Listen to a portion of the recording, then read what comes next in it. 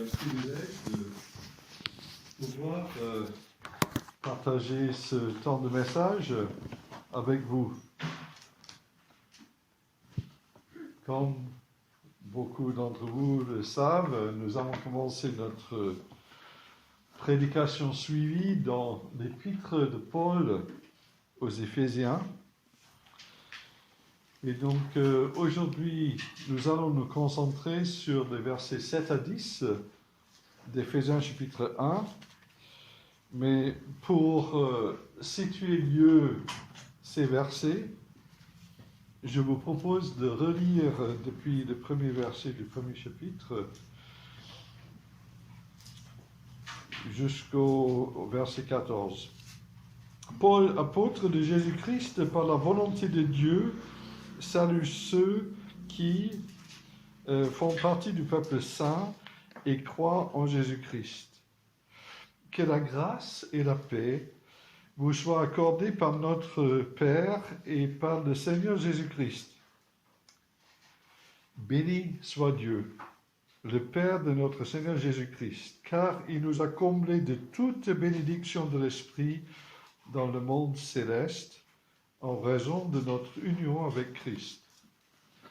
En lui, bien avant de poser les fondations du monde, il nous avait choisis pour que nous soyons saints et sans reproche devant lui. Puisqu'il nous a aimés, il nous a destinés d'avance à être ses enfants, qu'il voulait adopter par Jésus-Christ. Voilà ce que, dans sa bonté, il a voulu pour nous, afin que nous célébrions la gloire de sa grâce qu'il nous a accordée en Christ, parce qu'il s'est offert en sacrifice. Nous avons obtenu la délivrance, le pardon de nos fautes. Dieu a ainsi manifesté sa grâce dans toute sa richesse et il l'a répandue sur nous avec surabondance en nous donnant pleine sagesse et pleine intelligence. Nous ayons fait connaître le secret de son plan. Ce plan, il l'a fixé d'avance dans sa bonté en Christ pour conduire les temps vers l'accomplissement. Selon ce plan, tout ce qui est au ciel et tout ce qui est sur la terre doit être harmonieusement réuni en Christ. Et c'est aussi en Christ qu'il nous a accordé notre part d'héritage, conformément à ce qu'avait fixé celui qui met en œuvre toutes choses, selon l'intention qui inspire sa décision. Ainsi, nous avons été destinés d'avance à célébrer sa gloire, nous qui, les premiers, avons placé notre espérance dans le Messie.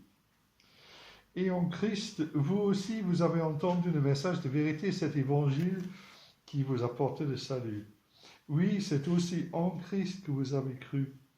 Vous avez obtenu de Dieu l'Esprit Saint qu'il avait promis et par lequel il vous a marqué de son sceau en signe que vous lui appartenez.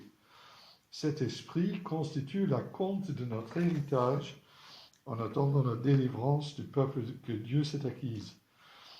Ainsi, tout aboutit à célébrer sa gloire.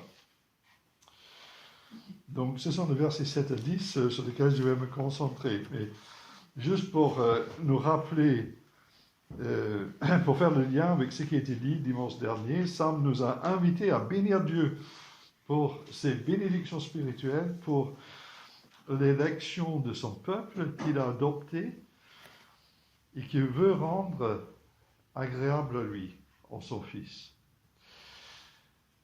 Nous avons vu que toute la Trinité était à l'œuvre pour notre salut. Le Père nous comble de toute bénédiction de l'Esprit en raison de notre union avec le Christ. Nous avons vu que nous devons nous considérer comme étant dans les lieux célestes. Cela veut dire quoi? Cela veut dire être associé avec le Christ là où il règne. On nous demande donc de lever notre tête, de voir au-delà des circonstances de notre vie et de comprendre que nous sommes associés au règne du Christ. Nous avons vu aussi que Dieu avait en vue beaucoup plus que tout simplement notre salut, c'est-à-dire le fait d'être sauvé de la condamnation éternelle. Le plan de Dieu va beaucoup plus loin. C'est pour que nous puissions être des enfants saints et sans reproche devant lui, et afin que nous puissions célébrer sa grâce. Nous avons vu que la gloire de Dieu est de faire grâce. Nous célébrons donc la gloire de sa grâce en tant que personnes qui ont reçu la grâce de Dieu dans notre salut, mais aussi jour après jour. Dans le texte qui ont été présentés, nous avons vu aussi que Dieu est généreux, que Dieu nous a aimés, qu'il a manifesté sa bonté, qu'il nous comble de bénédictions. On voit que tout est en Christ et par Christ. Aujourd'hui, à partir du verset 7, je vous invite à continuer à bénir Dieu pour la croix, pour sa grâce initiale à notre conversion et continue, et pour son plan qui a maintenant été révélé et qui conduit tout avec certitude vers la réunification de toutes choses en Christ à la fin des temps. Et j'essaierai d'expliquer le sens de cette dernière phrase. Notre prochain message présentera l'héritage du chrétien en Christ, des versets 10 à 12. Donc, on va traiter de la croix, de la grâce de Dieu et du plan de Dieu. Mais ce texte, je voulais juste noter que dans ce texte, on voit à nouveau à quel point Dieu est aimant et à quel point Dieu est bienveillant, à quel point Dieu est généreux. Les superlatifs dans le texte nous encouragent à nous laisser surprendre par Dieu, qui donne largement au-delà de ce que nous pouvons imaginer. Cela me rappelle un verset dans Éphésiens 3, verset 20. « Or, à celui qui peut, par la puissance qui agit en nous, infiniment au-delà de tout ce que nous demandons ou pensons, à lui soit la gloire dans l'Église et en Jésus-Christ, dans toutes les générations, au siècle des siècles. Amen. » Donc, j'arrive à notre texte, le verset 7. Donc, d'abord, la croix. Dans la version du Semeur, on peut lire « En Christ, parce qu'il s'est offert en sacrifice, nous avons obtenu la délivrance, le pardon de nos fautes. » Dans la version seconde, on peut lire « En lui, nous avons la rédemption par son sang, la rémission des péchés selon la richesse de sa grâce. » D'abord, le prix payé par Dieu en le sacrifice du Christ. Il est fondamental de se rappeler que la mort du Christ sur la croix est le sacrifice unique pour le péché et que le problème du péché a été réglé aux yeux de Dieu une fois pour toutes par l'œuvre du Christ sur la croix. Cela rejoint ce que James nous a partagé. Dans 2 Corinthiens 5, le verset 21, et je me rends compte que je fais allusion à ce verset assez souvent, mais c'est peut-être bien de mémoriser ce verset. 2 Corinthiens 5, verset 21. « Celui qui était innocent de tout péché, Dieu l'a condamné comme un pécheur à notre place, pour que, dans l'union avec le Christ, nous soyons justes aux yeux de Dieu. » Dans une autre version, il est écrit que Dieu l'a fait pécher pour nous. Le péché donc est grave aux yeux de Dieu, aux yeux d'un Dieu trois fois saint, et sans l'action de Dieu, j'étais perdu. Si je pouvais être réconcilié avec Dieu par un autre moyen, la croix n'aurait pas été nécessaire. Mais il a fallu la croix. Donc par ce sacrifice du Christ, nous avons reçu la délivrance ou la rédemption. En quoi consiste cette délivrance apportée par la croix ? Il y a d'abord la délivrance de la condamnation due au péché. Il n'y a aucune condamnation pour ceux qui sont en Christ Jésus. C'est déjà quelque chose de formidable. Mais par la croix, nous avons également la délivrance du pouvoir de péché dans notre vie. Et je vous invite à étudier Romains chapitre 6, qui fait le lien entre le pardon que nous avons en Christ et la nouveauté de vie, et le fait que Dieu œuvre dans notre vie pour nous délivrer des péchés jour après jour. Et nous savons qu'à la fin, nous serons délivrés de la présence même du péché dans l'état éternel. Dans Romains chapitre 8, verset 23, nous pouvons voir que nous attendons la rédemption de notre corps. La délivrance apportée par la croix est également une délivrance des idoles. Dans 1 Thessaloniciens 1, le verset 9, Paul dit « Vous vous êtes tournés vers Dieu en vous détournant des idoles pour servir le Dieu vivant et vrai. » Et une idole, ça peut être toutes sortes de choses, toutes sortes de choses qui créent une dépendance. Et Dieu veut nous délivrer de toutes choses qui cherchent à nous tenir captifs pour que nous puissions être à lui. On peut penser que la croix aussi nous délivre de notre vieil homme. Quand nous appartenons au Christ, effectivement, nous avons toujours notre passé, nos réflexes, des réactions conditionnées, etc. Et donc il faut du temps pour que le Seigneur nous apprenne à nous défaire de certaines choses. Mais dans Romains chapitre 6, verset 14, nous avons la promesse car le péché ne sera plus votre maître, puisque vous n'êtes plus sous le régime de la loi, mais sous celui de la grâce. Alors le mot qui est traduit par délivrance et par rédemption est un mot grec qui indique quand même qu'un prix a été payé. Donc c'est très important de ne pas penser tout simplement à la délivrance. Ce n'est pas une délivrance qui n'a coûté rien. Nous avons été rachetés à un grand prix. Il n'y a pas de grâce de bon marché. Donc on peut bénir Dieu pour le prix qu'il a payé pour notre délivrance. Mais nous avons également le pardon de nos fautes ou la rémission de nos péchés. C'est la base de la justification. Dieu peut nous regarder comme étant justes parce que le Christ a payé le prix sur la croix pour nous. Donc nous sommes pardonnés et considérés justes. Mais nous sommes des pécheurs et nous avons besoin de revenir à Dieu continuellement pour confesser les péchés qu'on commet. Et nous sommes invités dans 1 Jean chapitre 1, le verset 9, de reconnaître notre péché et d'être purifiés et réconciliés jour après jour. Si nous reconnaissons nos péchés, il est fidèle et juste, et par conséquent, il nous pardonnera nos péchés et nous purifiera de tout le mal que nous avons commis. Donc, en Christ, nous avons la délivrance, nous avons le pardon de nos fautes. Donc, ça, c'est une vision un peu vers le passé.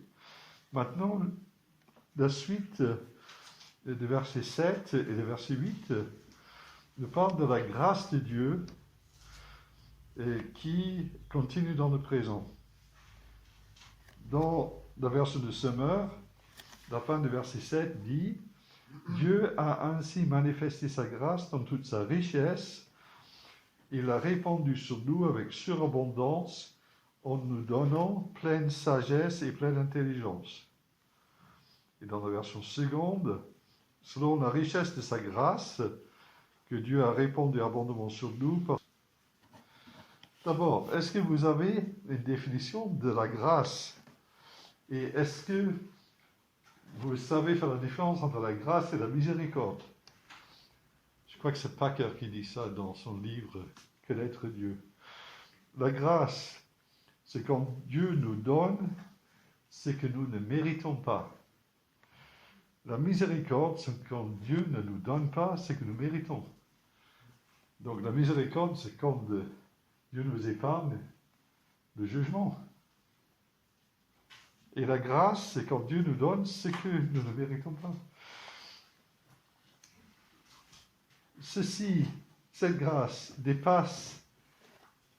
va largement au-delà du pardon qu'on a reçu à notre conversion.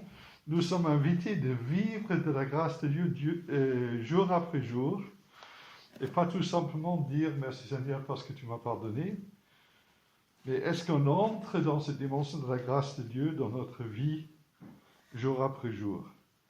Toute bonne chose vient de Dieu. Jacques 1, verset 16.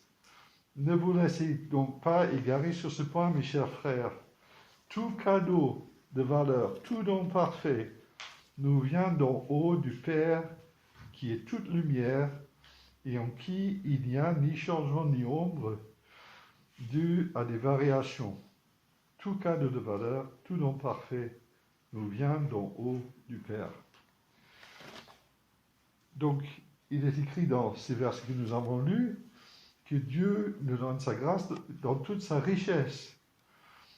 Donc j'ai fait une petite liste de choses qu'on peut dire en tant que chrétien qui sont des dons de la grâce de Dieu, des dons de l'Esprit, de savoir que le Saint-Esprit vient habiter dans notre cœur, notre adoption en tant que fils de Dieu, de nous considérer comme fils de Dieu, adoptés, intégrés pleinement dans sa famille, l'appartenance à la famille de Dieu, la communion fraternelle, la possibilité de prier Dieu à n'importe quel moment et d'être entendu.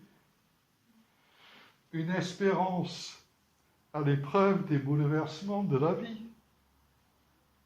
La preuve de la fidélité de Dieu dans l'épreuve. Peut-être qu'on passe par une difficulté et c'est dur et on souffre. Mais à un certain moment, il y a la réponse du Seigneur qui vient, où il y a cette chose inexpliquée qui est ce sens de la présence de Dieu auprès de nous, même dans la difficulté. La conduite de nos vies par le Seigneur, l'assurance de sa personne, la réponse à la prière. Pour moi, tout cela, ce sont des dons de la grâce de Dieu. Dieu a répandu sa grâce sur nous avec surabondance. On aime bien, quand nous allons chez le marchand d'huîtres, si vous mangez des huîtres, avoir ces 13 huîtres à la douzaine. C'est bien qu'on ajoute un petit plus. Ou quand le marchand de vin, il ajoute une bouteille gratuite à déguster. Dieu est généreux.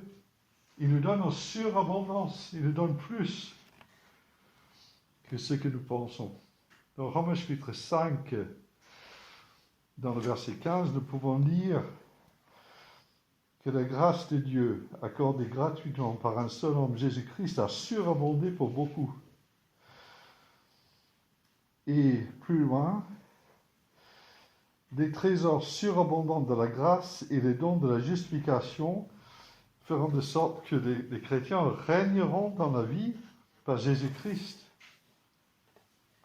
Alors ça, c'est une pensée qui m'a assez épaté, que la surabondance de la grâce de Dieu peut faire de sorte que j'ai le sentiment de régner dans la vie. Ce n'est pas quelque chose auquel j'avais pensé, ce n'est pas dans le texte d'Éphésiens, mais ça m'a interpellé. Comment les dons de Dieu permettent-ils à nous de régner dans la vie? Je pense que l'inverse de régner, c'est d'être dominé. Dans la mesure où Dieu nous permet de nous libérer, non des difficultés, nos difficultés ne disparaissent pas forcément, mais de nous libérer de l'angoisse, de l'esclavage, de la peur, effectivement, nous pouvons régner dans la vie. Et on voit dernièrement que la grâce de Dieu nous donne une pleine sagesse et une pleine intelligence. Alors, qu'est-ce que cela veut dire, la sagesse, et qu'est-ce que cela veut dire, l'intelligence? La sagesse est la connaissance de qui est Dieu et de quel est son plan pour nous. Paul a dit que par la venue du Christ, nous connaissons le dessein de salut de Dieu, l'étendue de son amour et de sa bonté.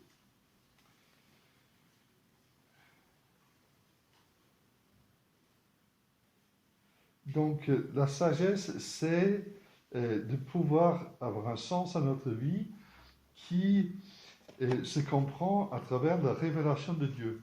Le chrétien a vraiment des repères solides pour avoir un sens à sa vie et de comprendre que sa vie s'insère dans ce plan de Dieu. L'intelligence, c'est un peu différent. L'intelligence, c'est de savoir comment se comporter de manière pratique dans la vie de tous les jours.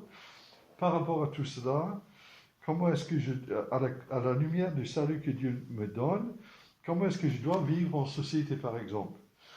Comment est-ce que je dois vivre en famille? Et l'apôtre Paul, il va aborder ça plus loin dans son épître.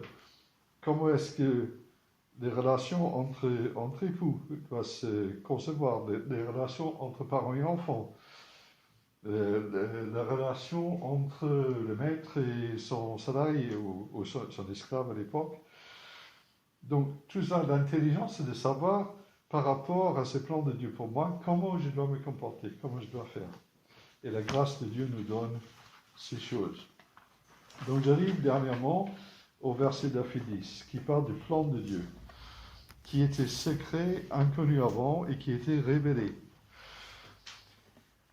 Dans le verset de Semeur, le verset 9 dit, nous ayons fait connaître le secret de son plan. Ce plan, il a fixé d'avance dans sa bonté en Christ, pour conduire les temps vers l'accomplissement. Selon ce plan, tout ce qui est au ciel et tout ce qui est sur la terre doit être harmonieusement réuni en Christ. Dans la version seconde, nous faisons connaître le mystère de sa volonté selon le bienveillant dessein qu'il avait formé en lui-même, pour le mettre à exécution lorsque les temps seraient accomplis, de réunir toutes choses en Christ, celles qui sont dans les cieux et celles qui sont sur la terre. Donc un mystère dans les écrits de Paul est quelque chose qui n'était pas connu avant, mais qui a été maintenant révélé en Jésus-Christ. Donc c'est intéressant de voir que le plan de Dieu a été fixé d'avance. Ici, on se rappelle de la souveraineté de Dieu qui conduit tout selon son dessein. Il n'y a pas de hasard pour les chrétiens. Dieu a prévu même avant la création du monde. Et on a déjà vu le sacrifice du Christ était prévu avant la création du monde. Dans Romains chapitre 8, le verset 28, on peut lire « Nous savons du reste que toute chose concourt au bien de ceux qui aiment Dieu ». Alors pour le verset 10 dit « Pour conduire les temps vers l'accomplissement, selon ce plan, tout ce qui est au ciel et tout ce qui est sur la terre doit être harmonieusement réuni en Christ. » Qu'est-ce que cela veut dire, le fait que le temps soit conduit vers l'accomplissement? Dieu a pris des dispositions pour organiser et pour conduire les choses dans un but précis, pour que tout ce qui est au ciel et tout ce qui est sur la terre soit harmonieusement réuni en Christ. Donc ce que je vous propose, c'est d'essayer de comprendre ce que cela veut dire, que les choses soient réunies en Christ. Et ensuite, ça va éclairer cette phrase « tout ce qui est au ciel », parce que ce n'est pas évident de comprendre ce que ça veut dire. Que les choses soient réunies en Christ, c'est un mot grec qui dit que qui a pour racine le mot tête. Ce mot est utilisé seulement à 2 endroits dans le Nouveau Testament, dans Romains chapitre 13, qui dit que tous les commandements sont résumés en une seule parole, aimer ton prochain comme toi-même. Alors, la traduction française est résumé, que tous les commandements sont résumés par aime ton prochain comme toi-même. Mais le verbe contient bien le mot tête. Donc, en fait, ce qui se passe, c'est que aimer ton prochain comme toi-même, c'est un peu une tête de chapitre. On pourrait dire, sur le sujet aimer ton prochain comme toi-même, voilà la liste des commandements. Donc, tout est sous une même tête de chapitre. Et effectivement, réunir tout en Christ, ça veut dire que le Christ soit la tête de tout. Et c'est ça la volonté de Dieu pour la fin des temps, que Christ soit à la tête de tout. C'est intéressant, dans Colossiens 1, verset 16, on peut lire « En lui, car c'est en lui qu'ont été créées toutes choses dans les cieux comme sur la terre, les visibles, les invisibles, les trônes et les seigneuries, les autorités, les puissances. Oui, par lui et pour lui, tout a été créé. » Donc ce verset dit que tout a été créé pour le Christ. On sait que le péché est arrivé, et donc la réalité d'aujourd'hui, c'est que tout n'est pas soumis au Christ. Mais Philippiens chapitre 2 nous montre à la fin des temps que suite à l'œuvre de Christ sur la croix, Dieu l'a élevé à la plus haute place et il lui a donné le nom qui est au-dessus de tout nom, pour qu'au nom de Jésus, tout être s'agenouille dans les cieux, sur la terre et jusque sous la terre, et que chacun déclare Jésus-Christ est Seigneur à la gloire de Dieu le Père. Donc on voit que la finalité, c'est que tout le monde reconnaisse le Christ. On peut penser qu'il y a deux aspects. Il y a ceux qui l'ont reconnu de leur vivant. Il y a ceux qui le reconnaissent par la force des choses quand il revient. Mais à la fin, tout est soumis au Christ. Dans 1 Corinthiens 15, le verset 25, il est écrit « Il faut en effet qu'il règne jusqu'à ce que Dieu ait mis tous ses ennemis sous ses pieds. » Et dans le verset 27, dans le verset 28, « Et lorsque tout se trouvera ainsi amené sous l'autorité du Christ, alors le Fils lui-même se placera sous l'autorité de celui qui a tout subi. Ainsi Dieu sera tout et en tous. » Et donc ce verset que l'apôtre Paul donne dans le verset 10, je pense, se réfère à ce qui est écrit dans 1 Corinthiens 15.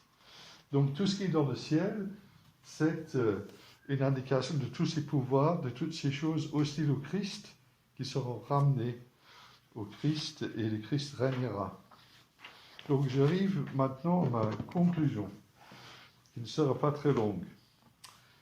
En tant que croyants, nous sommes déjà dans le royaume de Dieu, mais pas encore dans le règne absolu de Dieu. Nous avons reçu la délivrance de la condamnation du péché, nous sommes en train de délivrer du pouvoir du péché, et nous serons délivrés de la présence du péché. Nous sommes pardonnés, donc libérés de la culpabilité. Nous sommes appelés à bénir Dieu, à apprécier la grandeur de la grâce de Dieu en Jésus-Christ, à nous voir comme étant en Christ là où il règne avec Dieu le Père dans le lieu céleste.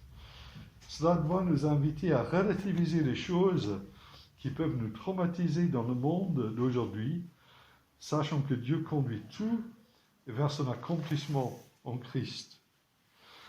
Nous sommes au bénéfice de cette sagesse de Dieu qui nous explique le sens de notre vie en relation avec la révélation de Dieu en Jésus-Christ. Nous sommes au bénéfice de l'intelligence que Dieu nous donne pour savoir nous comporter et faire des choix dans la vie de tous les jours. Nous sommes au bénéfice de la grâce de Dieu, toutes les bonnes choses que Dieu nous donne jour après jour par l'Esprit qui agit dans la communauté des croyants. Donc nous avons un choix. Nous lamenter par rapport à nous-mêmes, notre sort, l'état du monde, ou bénir Dieu pour l'abondance et la richesse de ses dons à notre égard.